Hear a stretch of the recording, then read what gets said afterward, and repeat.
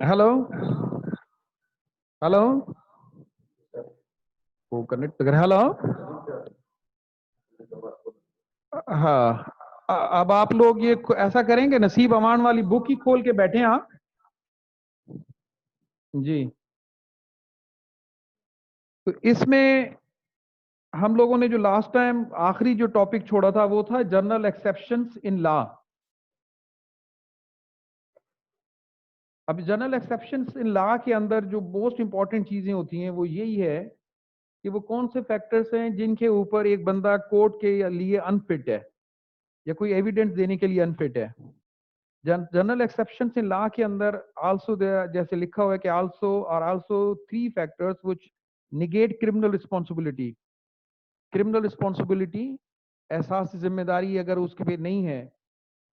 These are immaturity, insanity, and intoxication. If one a person is immature, another is insane, and another is intoxicated, so these three types of peoples are unfit to give an evidence in a court of law.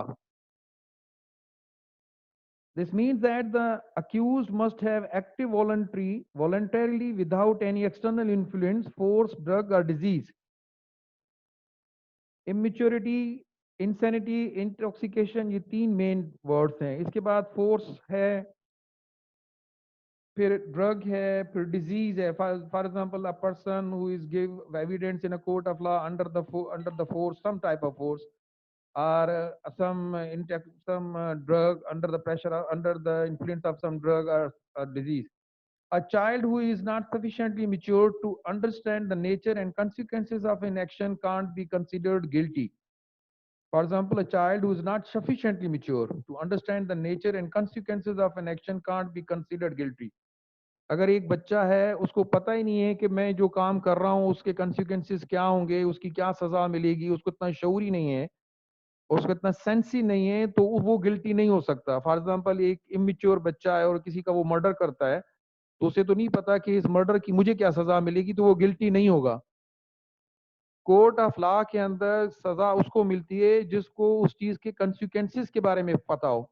और यही बात है कि जब बच्चा किसी को पत्थर भी हिट करता है ना, उसकी बड़ी फोर्स होती है इस पत्थर की, क्योंकि उसे सेंस ही नहीं होता कि इस पत्थर के लगने के बाद क्या होगा। और जब बंदा ये सोचता है कि पत्थर लगने के बाद सर फटेगा, तो वो समझ जाता है कि अच्छा ये तो नुकसानदेह चीज है, तो वो उसकी स्पीड कम हो जाती है।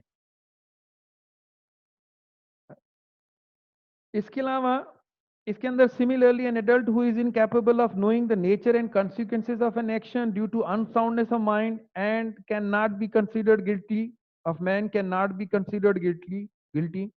An intoxicated individual shall also not be provided the administration of intoxication is without his knowledge or against his will. Plea of insanity है, फिर नीचे अनफिट टू प्लीड है, गिल्टी बट इंसेन है, डिमिनिश्ड रिस्पॉन्सिबिलिटी है, Mick नॉटन्स rule है। ये सारे जो बेसिक थीम थी वो तीन चार लाइनों के अंदर यही है कि जो आपने इसमें पढ़नी है। अब अनफिट टू प्लीड के अंदर यही है कि is applicable when the defendant was sane at the time of commission of crime but has subsequently become insane and this is not capable of defending himself, the court proceeding gets suspended till such time that the defendant's sanity is restored. At the time of crime, the person is sane, it's okay. But at the time of evidence in the court of law, person becomes the insane. तो court उस system को suspend कर देगी until otherwise कि वो दोबारा सेन हो, normal हो, तो फिर उसकी वो एविडेंस रिकॉर्ड होगी। अच्छा। इसके अलावा गिल्टी बट इंसेन एक और हेडिंग है, उसके अंदर क्या है, applies when the defendant becomes of insanity gets completely absolved of his guilt. Diminished responsibility, diminished responsibility का मतलब होता है कम जिम्मेदारी। कम जिम्मेदारी का मतलब ये है कि applies when the defend is applicable to defendant who is not completely absolved but the severity of his sentence is mitigated or reduced. अब नीचे जो है फिर लिखा हुआ है मेडिकल लीगल अथॉरिटीज हैं, फिर मैकनॉटन्स रूल है, इसके चार पांच पॉइंट हैं, फिर राइट फ्रॉम रॉन्ग है, इररेजिस्टिबल इम्पल्स है, दुरम्स रूल है, फिर नीचे एक पूरी एक डिक्शनरी टाइप चीजें दी हुई हैं, बिब्लियोग्राफी है, लीगल डेफिनेशन थी कि व्हाट इज जज, कोर्ट ऑफ जस्टिस क्या है, कोर्ट ऑफ एविडेंस क्या है, ऑफेंस क्या है, injury, assault, good faith, judicial proceeding, summons, warrant of arrest, bail, position. तो ये इसमें जो एग्जामिनेशन पॉइंट ऑफ व्यू से पूछी जाती हैं चीजें या बीसीक्यूज के अंदर आती हैं वो यही होता है कि मैकनॉटन रूल्स क्या है।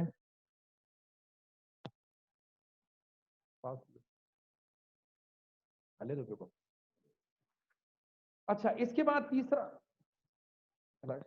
इसके बाद अब ये समझे दो चैप्टर पूरे हो गए। अब असल थर्ड चैप्टर जो शुरू होता है उसके अंदर है legal aspects of medical practice. ये बार बार मैं रिपीट करता रहता हूँ कि जी what is the forensic medicine and what is the medical jurisprudence, कि क्या फर्क है फॉरेंसिक मेडिसिन में और क्या फर्क है मेडिकल जूरिस्प्रूडेंस के अंदर। तो अब जो थर्ड चैप्टर है वो रिलेटेड है इससे कि legal aspects of what is the legal aspects of medical practice. Medical practice initially was not governed by the statute law. Anyone could practice medicine at common law. Taking of consent from the patient was, however, necessary, and the medical practitioner was also answerable for his negligence causing damage to the patient. In the present day society, art of healing has been categorized into various systems of the medical practice, and each system has its own medical practitioner. So there are three types or four types of systems of medical practice which are prevailed in the throughout the world.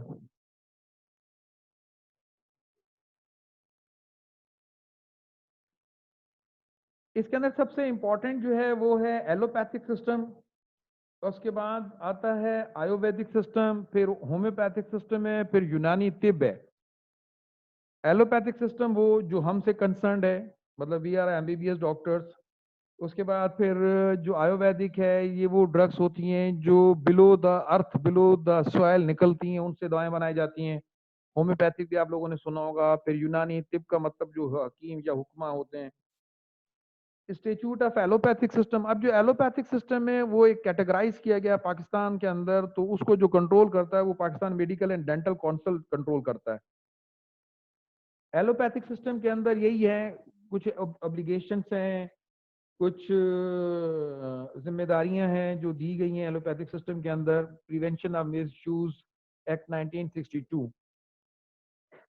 Pakistan medical and dental council ordinance के अंदर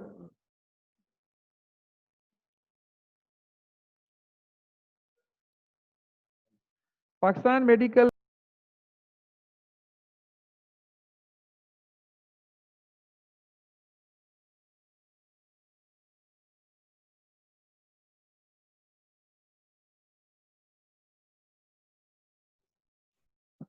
hello, अच्छा, इसके अंदर Pakistan medical and dental council 1962 के अंदर ये तमाम एक चार्ट बनाया हुआ है। उसके अंदर कितने मेंबर्स होंगे, क्या होगा क्या नहीं होगा। फिर उसके अंदर एक हेडिंग है professions of the medical, proficiency of the medical profession क्या है, मेडिकल रजिस्टर क्या चीज़ है। ये चीज़ें आप लोगों ने खुद देखनी है कि क्या होता है मेडिकल रजिस्टर, रजिस्ट्रेशन नंबर क्या होता है। As I am a doctor and I am a registered medical practitioner, तो मैं खुद myself registered in the PMDC with some number. For example my number is so और उससे आगे लिखा होगा S, means I have been registered from Sindh province. इसी तरह पंजाब का कोई नंबर होगा तो उसके आखिर में फिर पी लिखा होगा, फिर के खैबर पख्तूनख्वा का है, फिर बलोचिस्तान का है। जो डॉक्टर जहां से बिलोंग करता है उसको एक रजिस्ट्रेशन नंबर इशू किया जाता है। प्रोफिशेंसी जो है इसके अंदर मेडिकल प्रोफेशन की प्रोफिशेंसी के अंदर आता है मेडिकल रजिस्टर आ जाता है और एथिकल स्टैंडर्ड। मोस्ट इंपॉर्टेंट चीज फॉर द डॉक्टर्स के लिए यही है कि जी एथिकल स्टैंडर्ड क्या है। अगर किसी डॉक्टर के खिलाफ कोई कंप्लेन होती है तो किस तरह लॉन्च की जाती है, किस किस किस को कंप्लेन की जाती है, कहाँ कहाँ वो कंप्लेन की जाएगी, प्रेसिडेंट ऑफ PMDC को कैसे कहा जाएगा, बताया जाएगा। एक मिनट होल्ड कीजिएगा। ये ना ये तो खत्म क्यों, मैं PMDC को लेट रहा।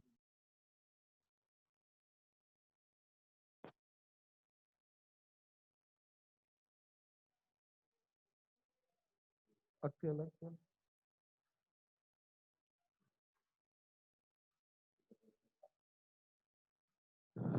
हाँ अक्ल, अन्या अन्या अन्या अन्या अन्या, हाँ अन्या अन्या अन्या अन्या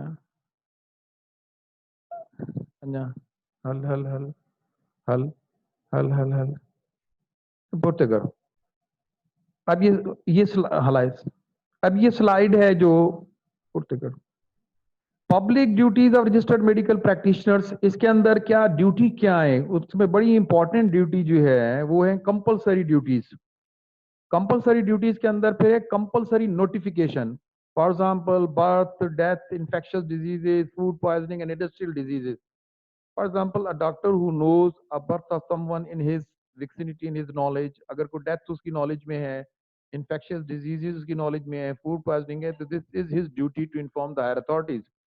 responsibility to state military services क्या है, reported cases of homicidal death, poisoning and cases of privilege communication. For example, अगर आप डॉक्टर हैं और आपकी नॉलेज, आपको गवर्नमेंट कहती है कि आपको मिलिट्री सर्विस देनी है तो आपको देनी पड़ेगी। अगर आपकी नॉलेज में कोई होमिसाइडल डेथ है तो आपको हायर अथॉरिटीज को इन्फॉर्म करना पड़ेगा। Poisoning and cases of privilege communication में भी आपको गवर्नमेंट के साथ कम्युनिकेट करना पड़ेगा। इसमें स्टेट का मतलब है कि आपको गवर्नमेंट को हर चीज के बारे में अप टू डेट रखना है। वॉलंटरी ड्यूटीज के अंदर यही है, responsibility to patient, continue treatment है, reasonable care and skill, no disclosure of patient secrets without privilege communication, not to do anything beyond your skill, special care and precautionary measures in treatment of children and old people, special care in prescription of dangerous drugs, and consult the senior colleagues in difficult situation. As you know that the MBBS means a Bachelor of Medicine and Bachelor of Surgery, but if something is related to the higher technicality, for example, you are not an eye surgeon, so you should concern with the eye surgeon. अगर कुछ को ऐसा issue है तो eye से related आप तो नहीं कर सकते, तो it's your duty that you have to concern with the higher authorities. Medical examination के अंदर सबसे इंपॉर्टेंट चीज ये होती है कि जब एक डॉक्टर किसी पेशेंट को एग्जामिन करता है तो first of all that doctor take the consent. As you know that the consent का मतलब होता है व्हेन वन और more than a two person agreed upon the same thing in the same sense, that thing is known as the consent. आप patient को कहेंगे जी मैं आपका इलाज करना चाहता हूँ, पेशेंट कहेगा जी डॉक्टर साहब मैं आपसे इलाज करवाना चाहता हूँ, तो ये हो गया consent. Means the two peoples are agreed upon the same thing in the same sense. अच्छा, नेक्स्ट है कि result should be kept in secrecy. This is your duty that you have keep the secrets of the patient. X-ray should be done in accidental cases. किसी भी किस्म का कोई भी accident हो, बज़ाहिर आपको कोई चोट नजर नहीं आ रही, लेकिन आप अगर वो कहता है कि I have a pain in the my right arm, तो आपने उसका एक्सरे जरूर करवाना है। मेजोरिटी ऑफ द केसेस में there there is a fracture of the bone. Operations का भी ये उसूल है, जब एक डॉक्टर किसी पेशेंट का ऑपरेशन करता है तो first of all that doctor take the consent.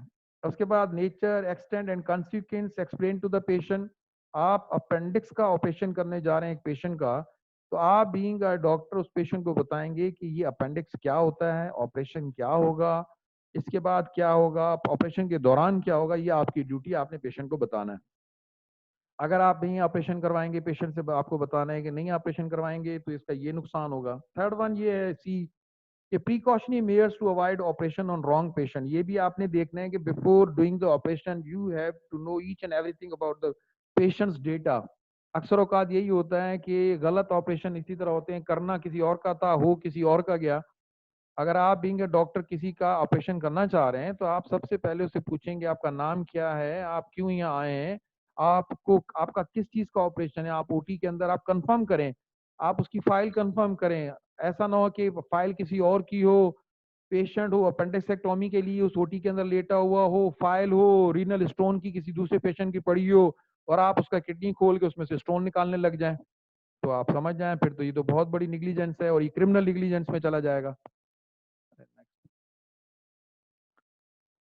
Issuing certificate ये भी ड्यूटी है। किसकी ड्यूटी है? ये डॉक्टर की ड्यूटी है। इलनेस, फिटनेस है, वैक्सीनेशन है, डेथ है, इंश्योरेंस है। अगर आपके पास एक पेशेंट अंडर ट्रीटमेंट है, वो कहता है डॉक्टर साहब मुझे, अब मैं गवर्नमेंट जॉब करता हूँ तो मुझे आप एक सर्टिफिकेट इशू करके दें, तो आप उसमें लिखेंगे that patient with so and so name suffering from malaria with so and so date, और ये और उस वक्त तक मुझे मेरे अंडर ट्रीटमेंट था, तो आप that patient should take the 1 and 2 weeks rest. तो उस सर्टिफिकेट के ऊपर वो अपने ऑफिस के अंदर जाके देगा तो उसको छुट्टी मिल सकती है। अगर कोई कोई किसी की डेथ होती है तो आप डेथ सर्टिफिकेट देंगे। ये आप लोगों की ड्यूटी है, आप डॉक्टर्स की ड्यूटी है। प्रिजनर्स एंड रिफॉर्मटरीज के अंदर यही होता है कि certified facts regarding pregnancy, checking diet है। मतलब जो प्रिजन्स होती हैं, जो जेलें हैं हमारे मुल्क की, वहाँ भी डॉक्टर जाता है, उनका खाना चेक करता है, उठना बैठना, उन्हें कोई डिजीज तो नहीं है, उनकी वो जो बाथरूम यूज करते हैं वो साफ हैं, वहीं उनके यहाँ सैनिटरी कंडीशंस कैसी हैं, तो ये डॉक्टर्स की ड्यूटी है। Next. Medico legal examination and certificates, जैसे as we the forensic expert doing the same job, हर doctor MBBS doctor suppose to do the medico legal examination of any patient. वो ये नहीं कहेगा कि जी मैं तो एमबीबीएस डॉक्टर हूँ, मैंने मेडिको लीगल एग्जामिनेशन नहीं करना, हम तो फॉरेंसिक एक्सपर्ट है। लेकिन आपने ये मेडिकल एग्जामिनेशन करना है बाय एनी मीन्स। उसके अंदर सबसे पहले जब किसी का भी आप मेडिकल एग्जामिनेशन करेंगे तो पहले तो आप आइडेंटिफिकेशन करेंगे ना। आपके पास एक लेटर आता है, उसके ऊपर एक बंदे का नाम लिखा हुआ है, उस बंदे का नाम है एजाज है और पुलिस की तरफ से लेटर आया, उसको ये चोटें लगी हैं, तो आप कंफर्म करेंगे कि जी आपका नाम एजाज है और अच्छा ये है। आपके जो मार्क्स ऑफ आइडेंटिफिकेशन है वो आप चेक करेंगे, फिर कंफर्म हो जाएगा कि हाँ यही वो पेशेंट है जिसको आप एग्जामिन करना चाह रहे हैं। कंसेंट एंड ऑथोराइजेशन, अब जो पुलिस के थ्रू आपके पास लेटर आता है उसमें कंसेंट लेने की जरूरत नहीं होती है, समझिएगा बात। अगर कोर्ट आपको कहता है कि आप एजाज नाम के बंदे का एग्जामिनेशन करें तो उसमें आपको कंसर्न लेने की जरूरत नहीं है, आप वो कंसर्न दे या न दे आपको उसको एग्जामिन करना है। अब वो कंप्लेन जो जो कंप्लेन बता रहा है आप वो वेरिफिकेशन करेंगे उनकी, फिर प्रिजर्वेशन ऑफ एविडेंट्री मटेरियल है, जो जो चीजें आपको मिलती हैं वो आप प्रिजर्व करेंगे। फिर आपने आपके पास यूज है, लैब है, इशू सर्टिफिकेट करेंगे, all detail should be given about examination, keep the carbon copy and आपने एक कॉपी यूज जो जिसका आपने एग्जामिन किया उसको देंगे या पुलिस वालों को देंगे, एक कॉपी रिकॉर्ड में आप अपने पास रखेंगे। पोस्टमार्टम एग्जामिनेशन के अंदर भी यही होगा। अब कुछ दिनों के बाद एक एग्जीबिशन है, उसके अंदर एक लेडी का एग्जीबिशन होगा, तो उसमें हमारी टीम जाएगी, तो उसमें एक लेडी डॉक्टर भी होगी जो कि वहाँ कंसर्न हॉस्पिटल की होगी, जो सिर्फ एमबीबीएस होगी। वो इस वजह से आएगी कि मैंने पहले भी कहा था कि लेडी का पोस्टमार्टम, लेडी का एग्जामिनेशन एक लेडी ही करेगी, चाहे वो एक दिन की उसकी एज है या 100 साल की उसकी उम्र है। तो उसमें यही है नंबर वन, जैसे आप देख रहे हैं कि it should be for scientific purpose, authorization है, आइडेंटिफिकेशन है, examination should be complete and meticulous, complete and prompt reporting होगी। Sending pathological specimens materials by post precautions to prevent spread of infection. तो ये तो आपको जैसे आजकल कोरोना का मसला है तो आपने अपने आप को अपनी केयर करनी है। Attending to accidents, no refusal of emergency, at least first aid and material to and referral to higher health facility, medical legal certificate, identification of dead etc. Ethical and moral duties, what are the ethical and moral duties of a qualified doctor like who has a MBBS? इसके अंदर सबसे पहले ethical and moral duties के अंदर यही आता है कि जी रिस्पेक्ट द टीचर्स है, respect and give due regards and treatment है, नो कंपटीशन, ये सारा चीजें एक रूटीन चीजें जो आपने खुद पढ़नी है। इसमें कोई इतना कोई इतनी माना अलजबरा नहीं। कोर ड्यूटीज के अंदर ये है, you being a doctor be careful and be prepare कि he should obey the summons serve to him for court evidence. अगर आपको कोर्ट बुलाती है किसी एविडेंस के लिए तो आप जहनी तौर पे तैयार रहें कि आपने जाना है, आप डिनाई नहीं कर सकते। और कोर्ट जिस लेटर के थ्रू आपको बुलाती है उस लेटर को समन कहा जाता है। अगर आप समन को ऑब्लाइज नहीं करेंगे तो फिर वारंट भेजा जाएगा, ये पहले हम डिस्कस भी कर चुके हैं। He should leave the court with permission of the court, जब आपकी एविडेंस रिकॉर्ड हो जाती है तो आपने परमिशन लेके कोर्ट छोड़ना है, अपनी मर्जी से नहीं निकलना, और वहां से कोर्ट से आपने अटेंडेंस सर्टिफिकेट लेना है। Is it clear?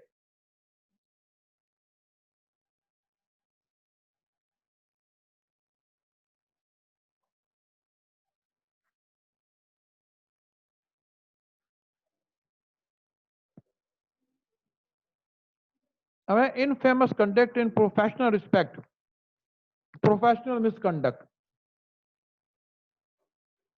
ये हम लोग शॉर्ट ऐसे के अंदर देते हैं। इसमें अंदर ये है, if a medical man in the pursuit of his profession has done something which is unreasonable, concentrate on the word unreasonable, and dishonorable with regard to it, which will be reasonable by his professional brother of good repute and competence, is called professional misconduct. This is then it is open to the medical council to allocate him guilty of infamous conduct in professional respect. जिसके 5-6 जो हैं important चीजें इसके अंदर आती हैं।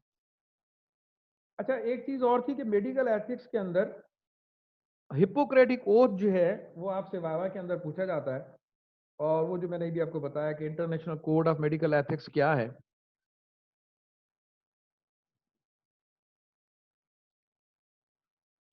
Contents of professional misconduct, infamous conduct है क्या? इसके अंदर टोटल 6 एज आते हैं। सबसे पहले नंबर है ए for abuse of doctor privilege. एक डॉक्टर अपनी प्रिविलेज को, अपने इस्तेहकाक को अगर गलत इस्तेमाल करता है, मसलन for example he is issuing a fast medical certificate, he or she whatever it may be, prescribing a drug of addiction prescribe करके दे, डिस्क्लोजर ऑफ पेशेंट सीक्रेट करे अनटिल अदरवाइज उसको कोई कम्युनिकेबल डिजीज हो तो भले वो उसको डिस्क्लोज करे। उसके बाद abuse of doctor patient relationship है। इसके अंदर इनडिसेंट असॉल्ट आता है, एडल्ट्री आता है with patients. Abuse of doctors patient relationship, doctor use करे अपने प्रिविलेज को गलत, असॉल्ट करे पेशेंट पे, किस तरह उसके साथ इनडिसेंट असॉल्ट करे।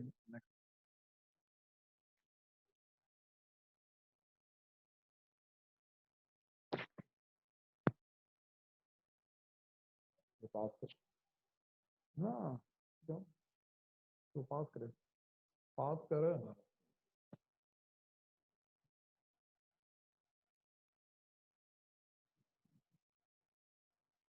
ये तो लुक क्यों है यार, समझ नहीं आती मैं। ऐसा नहीं है, पानी रोको दम भी। हेलो, हेलो, पास कर जी। Next, third A for abuse of professional knowledge. Number one, condition conduction of criminal abortion, illegal removal of organs, kidney for sale, ये डॉक्टर्स करते हैं, इलीगल रिमूवल करते हैं, उसे बताते नहीं है, अपेंडिक्सेक्टोमी के दौरान उसका किडनी निकाल दिया और फिर सेल कर दिया, ये क्या है? ये अब्यूज ऑफ प्रोफेशनल नॉलेज है। फोर्थ ए फॉर है abuse of drug of addiction, alcoholism, alcohol drunkenness during duty. Doctor साहब खुद ड्रिंक करके और ऑपरेशन कर रहे हैं, ड्रिंक करके क्लिनिक पे बैठे हुए हैं, डॉक्टर साहब खुद नशा करते हैं हेरोइन का, मॉर्फिन का, तो ये क्या है सब कुछ? Next, association with unqualified person. Fifth A for association with unqualified person, assisting of an unqualified person in running his business, clinical laboratory, maternity home and clinic, कि उसने अपना लाइसेंस जो है, अपना नाम जो है एक XYZ बंदे को दे दिया है और वो उसके नाम के ऊपर अपनी क्लिनिक चला रहा है, अपनी लैब चला रहा है, तो ये हो गया एसोसिएशन विद अनक्वालिफाइड पर्सन। तो ये भी अगेंस्ट द लॉ है और अगेंस्ट द मेडिकल एथिक्स है और ये भी प्रोफेशनल मिसकंडक्ट में आता है। Taking share from other doctors by sending patient to their clinic, hospital and clinical labs, patient भेजना, फिर उस पे भत्ता लेना, भत्ता समझते हैं आप, परसेंटेज लेना। थर्ड वन है breaking the parties of other doctor through the agents. अगर एक पेशेंट जो है वो डॉक्टर XYZ को दिखा रहा है और आप अपने एजेंट को भेज के उस पेशेंट को अपनी तरफ डाइवर्ट करवाते हैं, तो ये भी एक अगेन ये प्रोफेशनल मिसकंडक्ट में आता है। सिक्स्थ AFR जो है वो है एडवर्टाइजमेंट्स एंड कन्वर्सिंग। इसके अंदर भी होता है with view of gains by unfair means of advertisement and convincing, for example by written degrees and diplomas which are not conferred to him, skill which he has not achieved. आपने देखा होगा majority of the doctors के boards के ऊपर या prescription letters के ऊपर लिखा होता है MBBS, RMP, FCPS1। इसमें सिर्फ आप MBBS लिख सकते हैं बस। अंडरस्टूड है, जब आपने MBBS किया होगा तो आपको रजिस्ट्रेशन नंबर इशू होता है और आपकी रजिस्ट्रेशन होती है Pakistan medical and dental council के अंदर, तो फिर आपने RMP लिखने का क्या मकसद है? आप आवाम को बताना चाह रहे हैं कि RMP भी एक डिग्री है। ये RMP एक डिग्री नहीं है, ये है रजिस्टर्ड मेडिकल प्रैक्टिशनर, तो लिखने की जरूरत नहीं है, ये अगेंस्ट द लॉ है। उसके बाद FCPS1 लिखा हुआ है। FCPS1 लिखने वाले मेरे मेरे साहब हैं जानने वाले, वो अपने प्रिस्क्रिप्शन पैड के ऊपर FCPS1 लिखते थे, उन्होंने FC+2 नहीं किया था, उनके खिलाफ कंप्लेन हुई तो उनकी प्रैक्टिस 2 साल के लिए उनका लाइसेंस सस्पेंड कर दिया गया, क्योंकि उन्होंने अगेंस्ट द लॉ ये काम किया था। तो उस वक्त तक, जब तक आप तक पूरी डिग्री नहीं लेते, आपने FCPS1 वाली कहानी नहीं लिखनी, आप सिंपल MBBS लिखें, और अगर आपने FCPS कर लिया तो सिर्फ FCPS लिखें, दैट्स ऑल। अब ये क्या है, यूजिंग टाउट्स इन प्रोक्यूरिंग पेशेंट्स। वो डॉक्टर साहब खड़े हुए हैं, दूसरी तरफ इस तरफ ये वो बंदा है जो पेशेंट लेकर आता है। अब वो पैसों का हिसाब किताब हो रहा है, आधे उसके आधे मेरे, तुम पेशेंट लेकर आओ मैं तुम्हें पैसे दूंगा, that thing is against the law. Next, doctor seducing a female patient, ये भी अगेंस्ट अगेंस्ट द लॉ है और ये प्रोफेशनल मिसकंडक्ट में आता है। Next, attending parties while on patients while on alcohol, doctor साहब बैठे हुए हैं टेबल पे, अल्कोहल की बोतल भी पड़ी है और पेशेंट देख रहे हैं, तो ये क्या है? ये प्रोफेशनल मिसकंडक्ट है। Issuing a false certificate, doctor साहब एक सर्टिफिकेट इशू करके दे रहे हैं, उसके उन्होंने पैसे लिए होंगे, बंदा फिट बैठा हुआ है, उसको अनफिट करके एक सर्टिफिकेट दे रहे हैं, ये भी प्रोफेशनल मिसकंडक्ट में आता है। ये सब कुछ हम अभी 6 जो 7 एज हमने पढ़े हैं उसमें आता है। डाकोटमी ये पीसीक्यू के अंदर आता है, फी स्प्लिटिंग और शेयरिंग, कि तुमने मुझे पेशेंट दिया, वो देखो बंदा जो है वो उसकी जेब में कुछ डाल रहा है, आप देखें उसका लेफ्ट हैंड उसकी जेब में पैसे डाल रहा है। नेक्स्ट। अच्छा, टॉकिंग डिस्पैरेजिंग या फिर कुलीग, क्या आप वो एग्जामिन भी कर रहे हैं, डॉक्टर साहब के गले में स्टेथोस्कोप है, वो पेशेंट का हाथ एग्जामिन कर रहा है और ड्यूरिंग एग्जामिनेशन उसको बोल भी रहा है कि जिस डॉक्टर से आपने पहले ट्रीटमेंट ली थी वो डॉक्टर तो जाहिल है, मैं अक्लमंद मैं हूँ। Next. Supplying selling drugs of addiction, doctor को तो इजाजत होती है, वो अपना मिली भगत से वो ड्रग्स बेच रहा है जो नहीं बेचनी चाहिए, ठीक है।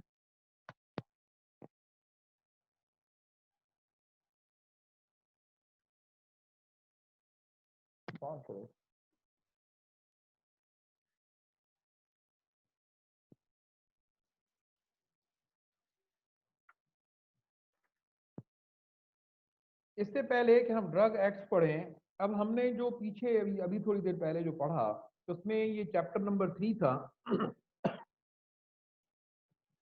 और चैप्टर नंबर 3 के अंदर हम लोगों ने ये देखा कि what is the medical and dental council ordinance 1980 क्या है, Pakistan medical and dental council के ऑब्लिगेशन प्रिविलेजेस क्या है, और इसके अंदर फिर हमने पढ़ा कि जी कोड ऑफ मेडिकल एथिक्स क्या है और हिपोक्रेटिक ओथ क्या है, ये सब वाइवा के अंदर पूछा जाता है। प्रोफेशनल मिसकंडक्ट शॉर्ट ऐसे का क्वेश्चन बड़ा इंपॉर्टेंट रूटीन में आता है।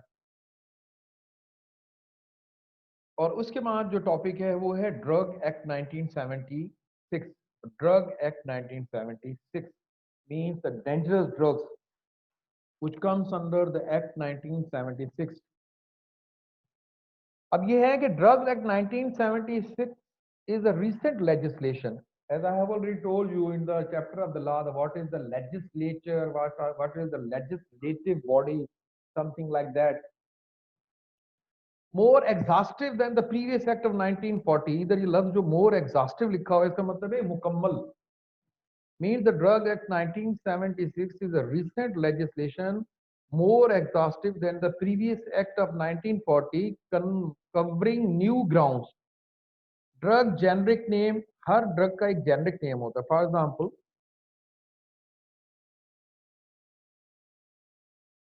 एक ड्रग है उसका नाम जो ट्रेड नेम है वो है Panadol, this is the trade name of that drug, जिस नाम से वो मार्केट में बिकती है। Different different drug companies different trade name के साथ अपनी प्रोडक्ट्स मार्केट में बेचती है, लेकिन उन सबका जेनरिक नेम सेम होता है। पैनाडोल के अंदर क्या है जेनरिक उसका, वो है पैरासिटामोल। तो ट्रेड नेम का मतलब है पैनाडोल और पैरासिटामोल है जो है वो जेनरिक नेम है उसका। Act 1972 was the first attempt to amend the existing drug laws to introduce the concept of naming the marketed drugs with their generic name and to reduce the prices। पहले सिर्फ trade name से market में दवाएं बिकती थी, बाद में trade name के साथ ब्रैकेट के अंदर आप कोई भी ड्रग उठा के देखें उसका एक ट्रेड नेम होगा, उसके साथ ब्रैकेट में उसका जेनरिक नेम लिखा होगा।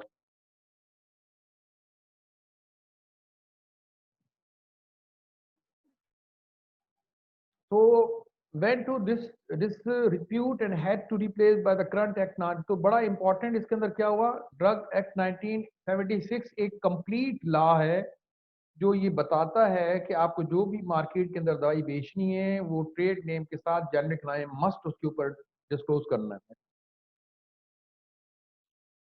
It has modernized the drug legislation in accordance with the recommendations of the World Health Organization। It is not in the derogation of the Dangerous Act 1930। इससे पहले एक 1930 के अंदर भी एक ड्रग एक्ट बनाया गया था, लेकिन क्योंकि अब हम एप्लीकेबल अप्लाई करते हैं ओनली द 1976 के ड्रग एक्ट को।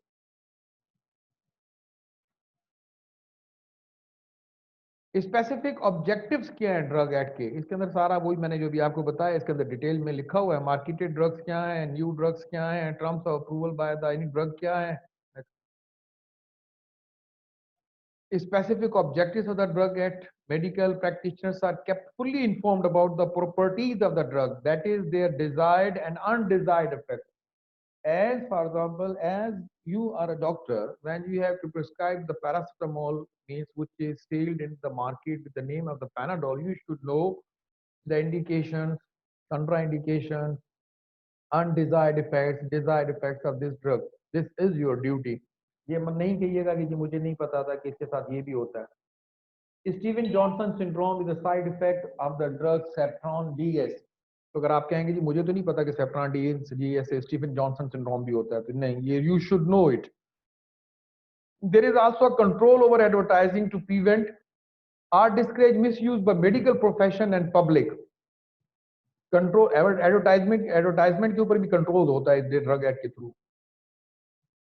Medicine and substances exclusively used are prepared for use in accordance with the Ayurvedic or Unani system of medicine are exempted from previous of this provision of this act. All rules which are framed in pursuance of this law regulate import, manufacture, sale. कितनी चीजें देखें आप कि हर drug के लिए जो law बनाया जाता है वो ऐसे बनता है कि वो किस तरह एक्सपोर्ट होगा, इंपोर्ट किस तरह होगी, मैन्युफैक्चर क्या होगी, सेल क्या है, शॉर्टेज स्टोरेज कैसी होगी, डिस्ट्रीब्यूशन क्या होगा. आप कोई भी सिरप की बोतल उठा के देखें, कोई भी टैबलेट का स्ट्रिप उठा के देखें, उसके ऊपर क्या लिखा होता है? सबसे पहले ट्रेड नेम, जेनरिक नेम, उसका एक नंबर होता है, रजिस्ट्रेशन नंबर होता है, उसके ऊपर एक्सपायरी डेट होती है, उसके ऊपर मैन्युफैक्चरिंग डेट होती है. सब चीजें अकॉर्डिंग टू और under the instructions of the dangerous drug act 1976 होता है. Medical practitioner means the you people, when you become a doctor, should familiarize himself or herself with some of the sections of the act and rules which concern him or her in the medical practice. The important ones are about the issue of important and manufacture license and regulating regulation of the drug timetable, table 3.6. ये आपने खुद पढ़ना है किस तरह बनता है. Constitution of central licensing board क्या होता है. Next next. Drug registration means evaluation of the drug of weighing its efficacy against its safety for intended use and conformity of its specifications regarding identity, strength, purity, and other characteristics. Next. Constitution of Registration Board, ये भी आपने खुद देखना है. Next. The federal government क्या करती है ये पढ़ना है. आपके पास एक आइडिया आ गया. अब इंपॉर्टेंट मैं बताता हूँ, आगे एक दो स्लाइड्स और आएंगी. स्टैंडिंग ड्रग कमेटी क्या होती है, इसमें कौन कौन से लोग होते हैं. नेक्स्ट. नेशनल फॉर्मुलरी क्या है. Next. Dangerous Drug Act 1930 has the primary objective to prevent misuse of drugs having potential for abuse. पहले हमने पढ़ा है ड्रग एक्ट 1976. अब ये जो है इस एक्ट का नाम है dangerous drug act 1930. Then, according to Dangerous Drug Act 1930, the primary object of this drug is to prevent misuse of drugs having potential for abuse. इस एक्ट के अंदर उस ड्रग्स के बारे में बात होती है कि जिसका पोटेंशियल मिसयूज हो सकता है. Abuse of drugs means that drug is taken apart from its medicinal use. For example एक कफ सिरप है, वो कफ को खत्म करने के लिए दिया जा रहा है, लेकिन लोग उसको एडिक्शन के तौर पे भी इस्तेमाल करते हैं. There will, however, always be difficulty in deciding where use and of misuse begins. कहाँ से शुरू होता है misuse, जहाँ use and हो और वहां से misuse begins हो जाता है. This disagreement may even exist in the medical profession. The classical example of such a disagreement is about the use of sleeping pills, especially in young people. Sleeping pill किस मकसद के लिए दी जाती हैं और फिर उसको misuse कैसे किया जाता है. Drugs having the potential for misuse are the ones which alter mood, thoughts, or perception. Main groups which are misused or required stricter control are like coca, depressants like opioids, heroin, morphine, methadone, amphetamine. Most dangerous of these are coca derivatives. ये सारा वही है, ये आपने खुद देखना है. Next. Drug drugs are called the dangerous drugs. World Health Organization has laid criteria for drug addiction with further recommendation to replace the word addiction with the dependence. Next. इसके अंदर ये शॉर्ट ऐसे का क्वेश्चन है, इसके अंदर वो criteria दिया गया है कि क्राइटेरिया फॉर ड्रग एडिक्शन क्या है और क्राइटेरिया फॉर ड्रग डिपेंडेंस क्या है। An individual may become the compelled to continue taking drugs. अगर एक बंदे को बार बार किसी चीज की तलब हो रही है, वो क्या है, amount need to the intended initial effect may have to be increased tolerance. Discontinuation of the drug may lead to complex sequence of symptoms. ये उसके साथ फिर आपको पढ़ देखिएगा। Next, prevention of abuse of drugs, ये पूरा आपने खुद देखना है कि जी क्या था, क्या इसकी पूरी हिस्ट्री दी हुई है। Next next, strategic measures to prevent abuse of dangerous drugs, कैसे अब हम अब्यूज को, इसका अब्यूज कैसे रोकें। Number one, punishing severely those who indulge in illegal transportation of such drugs, providing treatment centers, restricting availability of such drugs to those who are predisposed to their abuse. तो ये हम लोगों ने करना है। The recent amendments in dangerous drug rules have prescribed a serious punishment like death penalty, confiscation of the property for those who indulge in contraband traffic of these drugs. It is also recommended that addiction treatment centers should be established in the psychiatric wards of government hospital for those who have become victim of drug addiction. इसके अंदर भी वही है, किस तरह आपने रोकना है सिस्टम को,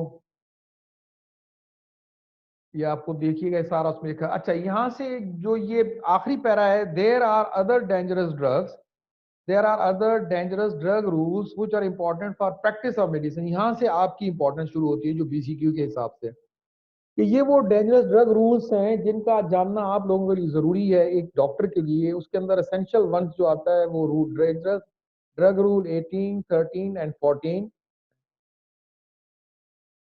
dangerous drug rule 8 deals with the mode of sale and supply of these drugs. Next, medical practitioner को पता होना चाहिए लाइसेंस कैसे होता है, इस ड्रग को कैसे रखा जाए, कैसे रजिस्टर्स में मेंटेन किया जाए, कितनी सेल होनी चाहिए। If the drugs are to be obtained by post, they sent by registered posts. In case of real emergency, drugs किस तरह देनी चाहिए। The drug may also be supplied to any person having a prescription. Means you don't issue the drug without a prescription. If the prescription does not bear a superscription, the dangerous drugs shall be sold once only and the prescription shall be retained. ये उसी में सारा फिर आपने खुद पढ़ना है, उसके अंदर बड़ा डिटेल लिया हुआ है। अच्छा, ये डेंजरस ड्रग रूल 13 है, ये मोस्ट कॉमन आता है बीसीक्यू के अंदर कि क्या है इसकी, ये है prescribes limitations about the quantity of the dangerous drugs which a medical practitioner may possess for use in his practice at any one time. Medicinal hemp 3 ounce 3 ounce 3 ounce होता ये कि ये 0.3 से मिल जाता है तो ये 30 बन जाता है, तो इस वजह से अलग करके लिखा गया है। Dangerous drug rule 14 is about maintenance of record of dangerous drugs in separate register for each drug. तो ये उसको मेंटेन करता है 8, 13, 14 में। Cocaine and preparations containing medicinal opium क्या है, एक्सट्रैक्शन ऑफ टिंचर क्या है, इंडियन हीप क्या है, ये खुद देखेंगे, आप पढ़ेंगे, अब इसमें तो बड़ा नहीं हो सकता। आपने हर ड्रग को एंटर करना है रजिस्टर के अंदर, उसकी मेंटेन रखना है, क्या दवा इशू हुई है क्या नहीं है, वो सारा आपको पता होना चाहिए। Next, a medical practitioner should keep the dangerous drugs under lock and key. While carrying such drugs to the house of patient, the medical practitioner should take full precautions of their safety and custody. तो ये भी आप खुद देखेंगे। तो बहरहाल इस वक्त जो हम लोगों ने किया कि जी पीएमडीसी क्या है, कितने टाइप का सिस्टम है, कैसे रजिस्ट्रेशन होती है, कोड ऑफ मेडिकल एथिक्स क्या है, डेंजरस ड्रग एक्ट 1976 क्या है, ये नसीब अवान में आप पढ़ेंगे, इसमें सारा सिंपल सा लिखा हुआ है। इसके अंदर ये डेंजरस ड्रग रूल जो है 18, 13 एंड 14 के बारे में भी बताया गया है। तो इसके साथ अब ये इसके आगे फिर हम नेक्स्ट टॉपिक जो सैटरडे को पढ़ेंगे वो होगा कंसेंट। हम लोग देखेंगे कंसेंट के साथ फिर जो दूसरा भी टॉपिक होगा वो हम खत्म करेंगे। और इसमें अब बीच में एक चैप्टर आता है medical treatment of contract act 1872 medical treatment of physical illness. तो ये फिजिकल इलनेस आती है मेंटल हेल्थ ऑर्डिनेंस। तो मेंटल हेल्थ ऑर्डिनेंस या तो प्रदीप आपको पढ़ा देगा या मैं नेक्स्ट टाइम पढ़ा दूंगा। लेकिन इससे आगे जो है नेक्स्ट टॉपिक जो सैटरडे को होगा 10:30 बजे पर उसमें मजीद हम डिस्कस करेंगे। ओके।